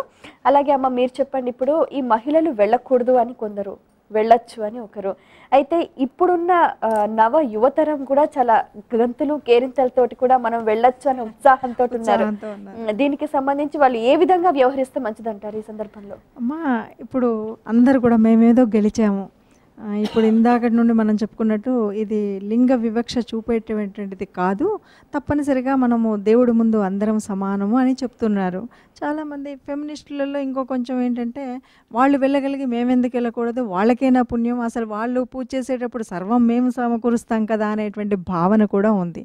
అయితే ఇప్పుడు ఇలా వెళదాం అనేటువంటి ఆశతో ఉన్నటువంటి వాళ్లకు నిజమైనటువంటి ఆధ్యాత్మిక చింతన ఉందా? నిజంగా ఆ 40 రోజుల దీక్ష కాకపోతే కాకపోయింది, ఇక్కడ మనకు జరిగే నష్టాలు ఏంటి అని మనం ఆలోచిస్తే, బాగా ఆలోచిస్తే అమ్మా మేము వెళ్ళొచ్చు అని అందరు వెళ్తారు. వెళ్ళే వాళ్ళు ఎలాగెళ్తున్నారు? ఆషామాషి కోసం ఒక ప్రకృతిని ఆస్వాదిస్తామా అని, లేదా మనం ఇంకొక విషయాన్ని గురించి కూడా వెళుతూ ఉంటారు. అక్కడ ఏం జరుగుతుంది, ఎలా ఉంది, అక్కడ ఏంటి, ఆ నదులు ఎలా ఉన్నాయి, లేకపోతే కొంత ప్రకృతి పరిశీలన కావచ్చు, కొంత మేము గెలిచాము, మేము వెళ్ళగలుగుతున్నాం, ఇన్ని రోజులు ఎవరో వెళ్ళలేదు కాబట్టి, వెళ్ళనివ్వలేదు కాబట్టి మేము వెళుతున్నాము అని, ఇలా ఆ భావనతో వెళ్ళినప్పుడు ఏమవుతుందంటే, ఇంకా చెప్పకూడదు కానమ్మా, కొంచెం అవకాశం ఇస్తే నేను దేవుడితో ఒక సెల్ఫీ దిగుతాను అనేటువంటి పరిస్థితి వస్తుంది. ఇలాంటి పరిస్థితుల్లో మనం నేను వెళ్ళాలని వెళ్తున్నాను కాబట్టి నేను సంప్రదాయమైన దుస్తులు వేస్తానా, అసలు నా ఇష్టం నేను అనేటువంటి పరిస్థితి కూడా ఈరోజు కనిపిస్తుంది. అమ్మాయిలందరూ మరి చాలా ఉత్సాహిస్తున్నాము, అన్నింటా సమానం అంటున్నారు. నిజానికి భారతదేశంలో ఎప్పుడూ కూడా స్త్రీమూర్తి సమానం కాదు, అన్నింటికంటే పై స్థాయిలోనే ఉంది. మాతృదేశంలో మాతృభావంలో మనకెప్పుడు కూడా మనము మాతృదేవోభవ అని ముందు అన్నాము, ఎత్ర నార్యస్తు పూజ్యంతే రమంతే ఎత్ర దేవతాం అని చెప్పుకున్నాం. దాన్ని కూడా విమర్శించేటువంటి ఫెమినిస్టులు అలా కాదు, మీరు ఎంతసేపు పూజ చేసి పక్కన కూర్చోబెట్టారు అని అనేవాళ్ళు ఉన్నారు. కాకపోతే ఇప్పుడు వెళ్ళే ఈ అమ్మాయిల వల్ల కానీ వెళ్ళాలి అనే ఆశతో వెళ్ళినప్పుడు, ఇందాక మనం చాలా విషయాలు చెప్పుకున్నప్పుడు ఓ మాట వచ్చింది, ఇక్కడ నష్టం ఏం జరుగుతుంది అంటే, అమ్మా ఎవరైనా సరే మీరు బాగా ఋతుచక్రం గురించి మనం పదే చెప్తున్నాం, కానీ నిజానికి అలా కాకుండా ఆలోచిస్తే, ఏదైనా ఇంట్లో ఓ పండగ వస్తుంది, పెళ్ళి వస్తుంది అంటే బాగా పనిచేసిన తర్వాత 28 రోజుల తర్వాత వచ్చేటువంటి ఋతుచక్రం 15 రోజులకే వస్తుంది. ఇలా కొండలు గుట్టలు ఎక్కుతున్నప్పుడు, ఎప్పుడో నెల తర్వాత కదా అని వెళుతూ ఉన్నప్పుడు, మరి అలాంటి పరిస్థితి వస్తే అక్కడి కాలుష్యం ఏదైతే కాకూడదు, ఏదైతే తత్వము కలుషితం చేస్తుందో, ఏ శౌచం అయితే అంటకూడదు అనుకున్నటువంటి శౌచం అంటుతుంది కదా, సరే అది కాదు. సరే పిల్లలు కూడా ఇవాళ రేపు వచ్చినటువంటి వెసులుబాటుతో 2 రోజులు 3 రోజుల మాల వేసుకుని వెళ్తున్నారు. వీడు ఏ దీక్ష చేయలేదు, ఏ రకమైనటువంటి ఉపాసన చేయలేదు, ఈ 40 రోజుల దీక్ష లేదు, వాడు పడుకోలేదు, వాడి మానసికమైనటువంటి వాంఛలు వాడికి పూర్తిగా ఒక నిబద్ధతలు లేడు, నియమించుకోలేనటువంటి పరిస్థితిలో ఈ అమ్మాయిలు కానీ ఇంకెవరైనా వెళుతూ ఉంటే, ఏ పవిత్రమైనటువంటి కొండ దగ్గరికి వెళ్ళినప్పుడు ఏ భావాలైతే ఉండకూడదో ఆ భావాలకు దెబ్బ తగులుతుంది కదా, దీనివల్ల నష్టమే కదా. ఇలా వెళ్ళొచ్చా వెళ్ళకూడదా అంటే మనం ఆలోచించాలి. వాళ్ళు ఇది మన ధర్మాన్ని మనం కాపాడుకోవాలి. ఎప్పుడు కూడా స్వధర్మాన్ని కాపాడుకోవడానికి మన పూర్వం నుండి చెప్తున్నటువంటి ధర్మాచార్యులు కానీ, ఒక ఆగమ శాస్త్రమే కాదు, దేవాలయ శాస్త్రం ఏది ఉంటే దాన్ని బట్టే మన నలుగురం ఆ మార్గంలోనే వెళ్ళాలి. తప్పనిసరి వెళ్ళవలసినటువంటి పరిస్థితిలో నిజంగా ఆధ్యాత్మిక భావన ఉండి ఆ పరిస్థితిని మనం మనలో ఆకలింపు చేసుకోగలిగితే వెళితే ఆనందిద్దాం. సుప్రీంకోర్టు ఇచ్చినటువంటిదని కాదు, ఇది నా దేవాలయం, నేను వెళ్తున్నాను, నేను పవిత్రంగా ఉంచుకోగలుగుతాను, ఈ పవిత్రతను కాపాడగలుగుతాను అని అనుకున్నప్పుడు నేను కూడా వెళ్తాను అనేటువంటి భావన చాలా సంతోషం. చాలా మంది కూడా సుప్రీంకోర్టు ఇచ్చిన తీర్పుకు సంబంధించి మహిళలంతా కూడా చాలా ఉత్సాహంగా ఉన్నారు. అందరికీ ప్రవేశం కల్పించారు కాబట్టి ఒక ఆనందకరమైన వాతావరణం అనేది వెల్లివిరుస్తుంది. కానీ అటుపక్క చూస్తే అటు ఆలయ ప్రధాన అర్చకులు కానీ, కొంతమంది భక్తులు కానీ, మఠాధిపతులు కానీ, ట్రావెన్కోర్ దేవస్థానం కానీ వాదిస్తుంది. అంటే ఇటువంటి ఒక సందిగ్ధ వాతావరణంలో మహిళలు దీన్ని ఏ విధంగా స్వాగతించవచ్చు, దాన్ని ఏ విధంగా స్వీకరించాలంటారు? సమాజం ఎప్పుడు కూడా రెండుగా చీలి ఉంటుందమ్మా. ఒకటి ఫర్రు, రెండోది ఎగనిస్ట్. మనకి ఏది అనుకూలమో దాని పట్ల మనం ఆనందాన్ని ప్రకటిస్తాం. ఇది అననుకూలము అన్నప్పుడు ఒక అడుగు వెనక్కి వేసి దానిలో ఉన్న లోటుపాట్లు వెతుకుతాం. నిజానికి ఈ స్త్రీ పురుష అనేటువంటి భేదాన్ని, ఋతుక్రమాన్ని, ఋతుచక్రాన్ని మనం చాలా ఎక్కువగా మాట్లాడుకున్నాం. దానికి కారణం ఏంటంటే శబరిమలలో అయ్యప్ప స్వామి బ్రహ్మచర్యానికి గుర్తు. బ్రహ్మచర్యము అంటే మనం సెలిబసీ అనే ఇంగ్లీష్ మాటకి సమానం చేసేసాం. కానీ నిజానికి బ్రహ్మచర్యం అది కానే కాదు. ఎవరి మనస్సు ఎవరి చిత్తము నిరంతరము బ్రహ్మముతో కూడి ఉంటుందో అది బ్రహ్మచర్యం. యస్య బ్రహ్మణి రమతే చిత్తం నందతి నందతి నందతీయవ అంటారు శంకర భగవత్పాదులు. కాబట్టి ఈ బ్రహ్మచర్యానికి అద్వైత స్వరూపంగా హరిహరుడు వచ్చాడు. ఆ హరిహర పుత్రుడిగా వచ్చాడు. ఆ పౌరాణిక గాథని పక్కన పెడితే ఈ భారతదేశంలో ఒకప్పుడు శైవులకి వైష్ణవులకి మధ్య తీవ్రమైనటువంటి యుద్ధం జరిగింది. 15వ శతాబ్దంకి వచ్చేప్పటికీ కవితిక్కన ఖడ్గతిక్కన కావలసి వచ్చింది. శ్రీయన గౌరినా పరగు చెల్వకు చిత్తము పల్లవింప భద్రాయుతమూర్తి అయి హరిహరంబగు రూపము దాల్చి విష్ణు రూపాయ నమశివాయ అని కొల్చడి భక్తజనంబు వైదికధ్యాయిత కిచ్చమెచ్చు పరతత్వము కొల్చద ఇష్టసిద్ధికిన్. శివుడు కేశవుడని కొట్టుకోకండి అని ఆ శతాబ్దంలో అయితే, ఇవాళ ఈ శతాబ్దంలో స్త్రీ పురుషుడిని కొట్టుకుంటున్నాం, అంతే తేడా. కాబట్టి ఇక్కడ సమన్వయం ఏం కావాలి అంటే ప్రధానంగా ఆ దేవాలయానికి ఉన్నటువంటి గౌరవాన్ని మనం కాపాడుతూ అక్కడ వారు ఏర్పరచుకున్నటువంటి విధి విధానాలని పరిపూర్ణంగా గౌరవిస్తూ మన శరీరానికి గనక శక్తి ఉన్నట్లయితే, మన మనస్సుకు గనక నిబ్బరం ఉన్నట్లయితే, మనకు హృదయానికి గనక నిర్మలత్వం ఉన్నట్లయితే శబరిమల వెళ్ళొద్దు అని ఎవరు చెప్తారు? ఈ మూడు సాధించుకోవటానికి శబరిమలకి వెళ్ళటానికి ఎట్టి అభ్యంతరం లేదని నేను భావన చేస్తూ బ్రహ్మచర్యాన్ని కేవలం స్త్రీ పురుష సంబంధిగా కాక దానికి అతీతమైనటువంటి భావనాతీతమైనటువంటి ఒక ఆధ్యాత్మిక పతాక స్థాయిలో విచారణ చేసుకున్నట్లయితే మళ్ళీ ఇంకొక ప్రదేశానికి వెళ్ళవలసినటువంటి అధునాతన జనరేషన్ అంటున్నామే, ఇవాళ సమకాలీన యువత పడనివ్వండి, కానీ వాళ్ళకి మనబోటి పెద్దలం లేదా ధర్మాసనం చెప్పవలసింది ఏమిటంటే మౌలికమైన భారతీయ ధర్మాన్ని విస్మరించకండి, అది కాకుండా దాన్ని గౌరవిస్తూ మీ పని మీరు చేయండి, దానికి మీ స్వేచ్ఛ మీ దగ్గరే ఉన్నదని చెప్పటమే దాని వెనక ఉన్న భావన అని నేను భావిస్తున్నాను. సన్నిధానం లక్ష్మీ విశ్వనాథ్ గారు, మీరు తెలియచేయండి, అసలు ఈ మహిళలకు సంబంధించి వాళ్ళ ధర్మ ఆచరణకు తగ్గట్టుగా వారి నియమాలను కూడా చాలా చక్కగా పాటిస్తారని, ఎవరి స్వధర్మాన్ని వారు కాపాడుకుంటూ ముందుకెళ్తారని మనం గమనిస్తే కూడా చాలా దేవాలయాలలో ఎన్నో నిబంధనలు ఉన్నాయి. అలాగే శబరిమలలో కూడా ఒక నిబంధన, కానీ దాన్ని అతిక్రమించి మేము వెళ్తాము, మేము దర్శించుకుంటాము, వెళితే ఏమవుతుంది అన్న ఈ భిన్న వాదనని మీరు ఏ విధంగా సమర్థిస్తారు? ముఖ్యంగా మొట్టమొదట మనం సుప్రీంకోర్టు ఇచ్చినటువంటి తీర్పుని ఆస్వాదిద్దాము, ఆనందిద్దాము. కానీ ఆనాటి పరిస్థితులకి ఈనాటి పరిస్థితులకి చాలా తేడా ఉంది. అక్కడ జనాభా పెరగటమే కాదండి, అసలు వాళ్ళు నెత్తి మీద పెట్టుకొని వెళ్తారు. దాన్ని ఏమంటారు? ఇరుముడి అంటారు. ఇరు అంటే రెండు, ముడి అంటే మూట అని అర్థము.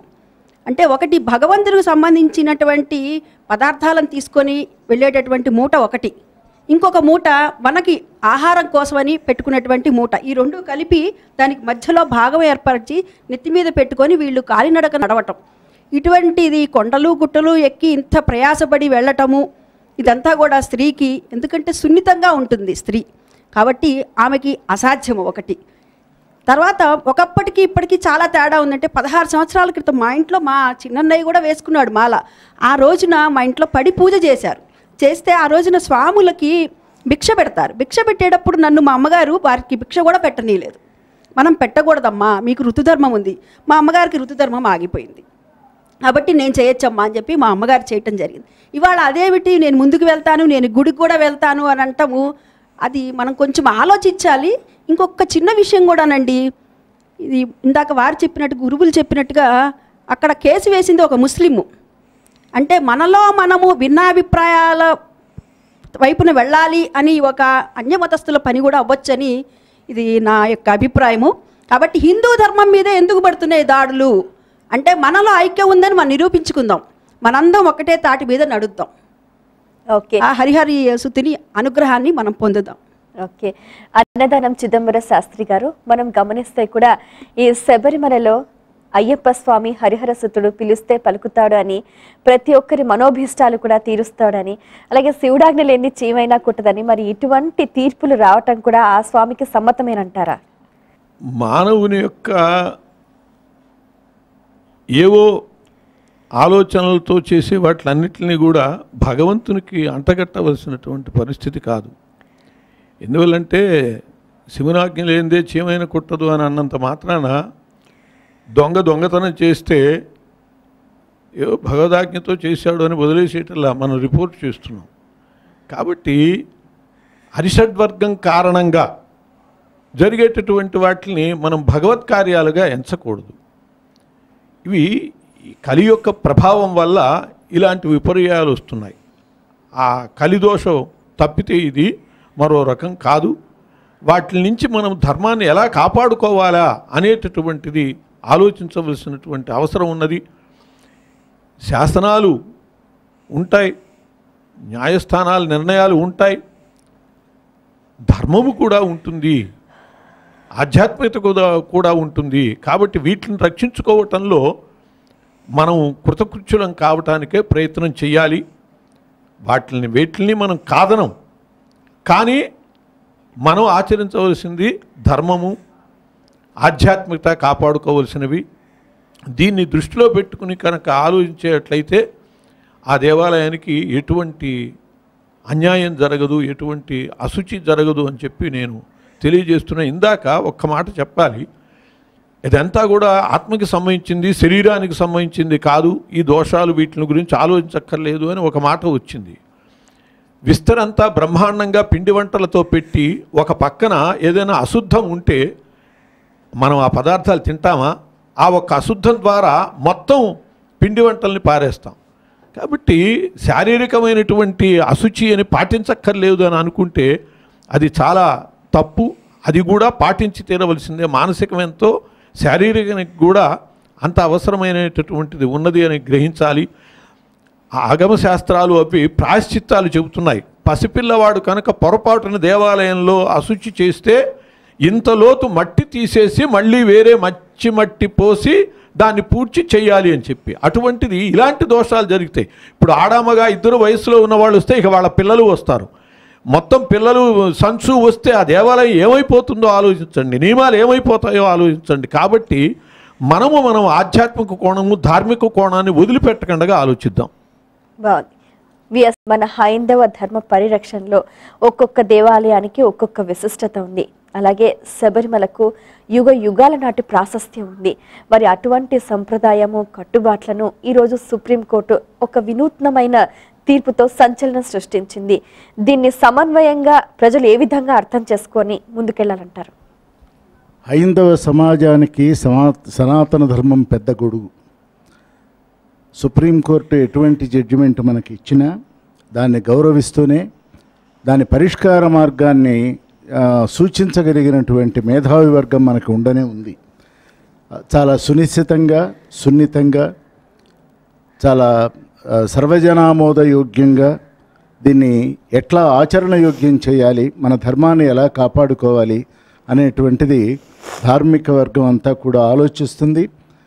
తదనుగుణంగా కొన్ని నియమ నిబంధనలు మనం ఏర్పరచుకొని మనల్ని మనం రక్షించుకోగలిగిన ఆ శక్తి మన యందు ఉన్నదని నేను భావన చేస్తూ దీని గురించి ఇది విప్లవాత్మకము, వినూత్నము, విశిష్టము, సంచలనము ఈ మాటలన్నీ కూడా మనం దాటి ఇదో నిర్ణయం అయింది.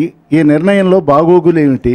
అది పెద్దలు, పీఠాధిపతులు ఉన్నారు, మనల్ని నడిపించడానికి చాలామంది పెద్దలు ఉన్నారు, తాత్వికవేత్తలు ఉన్నారు, ఆధ్యాత్మిక శాస్త్రవేత్తలు ఉన్నారు. వీళ్ళంతా కూర్చొని ఒక సమన్వయ రీతిలో ఒక మంచి మార్గాన్ని సూచించాలి అని నేను భావిస్తున్నాను. ఓకే.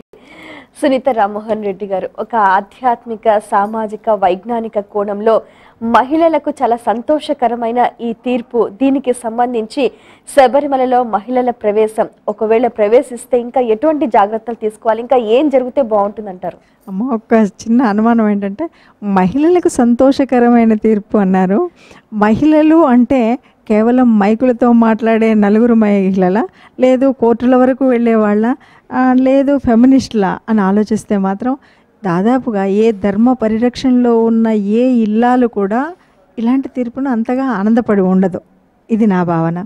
అయితే సరే కొత్తగా మనం ఆ రోజు ఎప్పుడో మనం శనిసింగనాపూర్ వెళ్ళాం, ఇంకెక్కడో వెళ్ళామని ఆనందపడుతున్నటువంటి కొంతమంది ఎక్కడ చూసినా, ఏ పేర్లు చూసినా, ఏవి చూసినా కూడా దాదాపు స్త్రీవాదంతో ఉండి స్త్రీకి ఏదో అన్యాయం జరుగుతుందన్న వాళ్ళే ఉన్నారు. సరే, ఆ భావంతో ఉంటే ఉన్నారు. కానీ ఎట్టి పరిస్థితిలో హిందూ ధర్మానికి మాత్రం అన్యాయం కలిగించకుండా, ఆ ధర్మాన్ని దగ్గరకు రానివ్వకుండా, ధర్మాన్ని కాపాడే దిశగా వాళ్ళు దేవాలయానికి వెళ్ళాలనే తపన ఉంటే అమ్మా 50 ఏళ్ల తర్వాత వెళ్ళలేమా? ముందు కాలంలో కాశీకి వెళ్ళాలంటే జీవితంలో ఒక్కసారి వెళ్ళేవాళ్ళు. మనకేంటి ఈ తపన? ఇప్పుడిప్పుడే వెళ్ళాలి, 10 సార్లు వెళ్ళాలి, 4 సార్లు వెళ్ళాలి, మగవాళ్ళు ప్రతి సంవత్సరం వెళుతున్నారు కాబట్టి. అంటే ఇంట్లో ఉన్నటువంటి స్త్రీమూర్తి వాళ్ళు వెళ్ళిన ఈ 10 రోజులు వెళ్తారో 14 రోజులు వెళ్తారో అన్ని యాత్రలు చేసుకొని వస్తారు. అప్పటి వరకు ఇల్లు పిల్లలు అన్నీ చక్కదిద్దేటువంటి స్త్రీమూర్తి బయటకు వెళ్ళి ఇల్లుని సంసారాన్ని కాపాడుకోలేని పరిస్థితి అయితే తెచ్చుకోదు. కాబట్టి స్త్రీలందరూ దాదాపుగా అందరూ సంతోషపడకపోయినా ఇప్పుడు వెళ్ళాలని సంతోషపడుతూ ఎగురుగెంతులు వేస్తున్న వాళ్ళందరూ కూడా ఆ దేవుడి దయ వల్ల ధర్మాన్ని మాత్రం రక్షించడంలో వాళ్ళు కూడా అటువైపే అడుగులు వేయాలని ఆశిద్దాం. స్వామి అటువైపే అనుకూలిస్తాడని కోరుకుందాం. ఓకే, చరణ్ దాస్ స్వామీజీ గారు, మీరు చెప్పండి. ఒక శబరిమలకు వెళ్ళాలి అని అంటే అయ్యప్ప మాలధారులు ఎంతో దీక్షలతోటి, నియమనిష్టలతోటి కూడా భక్తి శ్రద్ధలతో వెళుతూ ఉంటారు. అయితే ఇప్పుడు మహిళలు కూడా వెళ్ళొచ్చు అని చెప్తున్నారు. ఈ సందర్భంలో, ఈ నేపథ్యంలో ఇంకా ఎటువంటి పరిణామాలు ఉంటే బాగుంటుందని మీరు అనుకుంటున్నారు? నిజానికి ఈ రోజున వెళ్తున్న శాతం ఈ విధంగా ఉన్నప్పుడు రేపొద్దున మహిళలు కూడా జోడించి శబరిమల కొండపైకి రావడం అంటూ జరిగితే శబరిమల కొండపై ఉన్నటువంటి వాతావరణం ఏంటి, అక్కడ ఉన్నటువంటి పరిస్థితులు ఏ విధంగా ఉంటాయి, అక్కడ ఉన్నటువంటి వసతి సౌకర్యాలు ఏ విధంగా ఉంటాయి, అక్కడ ఈ ఉన్నటువంటి వాతావరణంలో ఎంతమందికి సదుపాయాలు అందుతున్నాయి, అక్కడ భోజన పరిస్థితి ఏ విధంగా ఉంటుందన్న విషయాన్ని ఫస్ట్ గమనించాలి. నిజానికి ఈ రోజున మహిళలు పిల్లలు ఈ విధంగా బయలుదేరి రావడం వల్ల అక్కడ ఉన్నటువంటి అనేక ఇబ్బందులు కూడా గమనిస్తూ రావాలి. ఈ మధ్య వచ్చినటువంటి ఈ తుఫాను కారణంగా అక్కడ వాతావరణ పరిస్థితి, శబరిమల పంబా అనేది పరిసరాల్లో అక్కడ మట్టి ఇసుక అన్నీ పేరుకుపోయి అనేక రకాలుగా ఇబ్బంది పడుతూ వాటర్ పైప్ లైన్స్ కూడా డ్యామేజ్ అయిపోయి మంచినీటి సదుపాయం సరిగ్గా లేక శబరిమల కొండపైకి వెళ్ళడానికి దారి సరిగ్గా లేక విద్యుత్ దీపం సరిగ్గా లేకపోవడం వల్ల అనేక ఇబ్బందులు ఏర్పడుతున్నాయనే మాట కూడా ఇప్పుడు మొన్న వెళ్ళి వచ్చిన వాళ్ళు చెప్తూ వస్తూనే ఉన్నారు. ఈ నేపథ్యంలో రేపొద్దున మహిళలు కూడా కొండపైకి వస్తే ట్రావెన్కోర్ దేవస్వం బోర్డు వారు అక్కడ వారి వచ్చే భక్తులందరికీ సదుపాయాలు ఏ విధంగా ఏర్పాటు చేస్తుంది, భోజన పరిస్థితులు ఏ విధంగా ఉంటాయనేది కూడా రేపొద్దున పరిశీలించాల్సిన పరిస్థితి ఉంటుంది. చాలా చక్కగా అందరూ కూడా మీ విలువైన సమయాన్ని కేటాయించి ఒక ట్రావెన్కోర్ దేవస్థానం తరఫు నుంచి కూడా ఏ విధంగా విభేదిస్తున్నారు, లేదా సుప్రీంకోర్టు ఇచ్చిన తీర్పుకు అనుగుణంగా కూడా మీ అభిప్రాయాలను చాలా చక్కగా విశదీకరిస్తూ ఎన్నో విషయాలను మా అందరికీ సవివరంగా తెలియజేసినందుకు ధన్యవాదాలు. వీక్షించారు కదండి, శబరిమల మహిళలు. ఇదే మన ప్రత్యేక చర్చా కార్యక్రమం. పవిత్రమైన పుణ్యక్షేత్రానికి వెళ్లే ముందు మహిళలు కూడా వాళ్ళ ధర్మాన్ని, కర్తవ్యాన్ని కూడా పరిరక్షిస్తూ ముందడుగు వేయాలని, అలాగే అదే సమయంలో కోర్టు ఇచ్చిన తీర్పును కూడా మనము ఆహ్వానించాలి అని కూడా పెద్దలు తెలియజేశారు. దానికి అనుగుణంగా వ్యవహరిస్తారని ఆశిస్తున్నాను.